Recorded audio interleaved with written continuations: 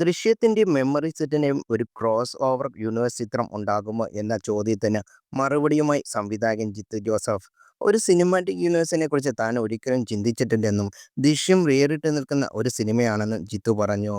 കൂടാതെ ഭാവിയിൽ കാര്യം ഇപ്പോൾ പറയാനാകില്ലെന്നും ജിത്തു കൂട്ടിച്ചേർത്തു. മനോരമ ആഴ്ച പതിപ്പിന് നൽകിയ അഭിമുഖത്തിലാണ് ജിത്തു ജോസഫ് ഇക്കാര്യം തുറന്നു പറഞ്ഞത്. അങ്ങനെ ഒരു സിനിമാറ്റിക് യൂണിവേഴ്സിനെ കുറിച്ച് ഞാൻ ഒരിക്കൽ പോലും ചിന്തിച്ചിട്ടില്ല. ദൃശ്യം എന്നെ സംബന്ധിച്ചിടത്തോളം വേറിട്ട് നിൽക്കുന്ന ഒരു സിനിമയാണ്. എൻ്റെ തന്നെ മറ്റൊരു ചിത്രത്തിലെ കഥാപാത്രത്തിലേക്ക് ഇത് കൊണ്ടുവന്ന് ഒരു സിനിമാറ്റിക് യൂണിവേഴ്സിലേക്ക് തിരിക്കാൻ കാര്യങ്ങൾ കൊണ്ടുപോകാൻ എനിക്ക് താല്പര്യമില്ല.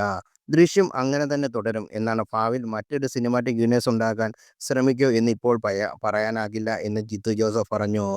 മലയാളി പ്രേക്ഷകർ ഒന്നടങ്കം കാത്തിരിക്കുന്ന സിനിമയാണ് ദൃശ്യം 3. ജോർജ് കുട്ടി എന്ന കഥാപാത്രത്തിൽ 4 വർഷത്തെ ശേഷമുണ്ടാകുന്ന മാറ്റങ്ങളാണ് മൂന്നാം ഭാഗത്തിൽ കൊണ്ടുവരുന്നതെന്ന് ജിത്തു ജോസഫ് പറഞ്ഞു.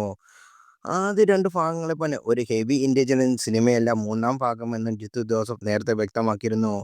ദൃശ്യം 1ഉം 2ഉം പോലല്ല മൂന്നാം ഭാഗം ഒരു സിനിമയാകും എന്ന് തന്നെയാണ് എൻ്റെ പ്രതീക്ഷ. സിനിമ ബോക്സ് ഓഫീസിൽ എങ്ങനെ ആയിരിക്കുമെന്നൊന്നും എനിക്കറിയില്ല. മോഹൻലാലിനെ ഒരു സ്റ്റാറായി കാണാതെ ജോർജ് കുട്ടിയായി കണക്കാക്കി ആ കഥാപാത്രത്തിൽ 4 വർഷത്തിന് ശേഷമുണ്ടാകുന്ന മാറ്റങ്ങളാണ് ഈ ഭാഗത്തിൽ ഞാൻ കൊണ്ടുവരുന്നത് എന്ന് ജിത്തു മുൻപ് പറഞ്ഞിരുന്നു.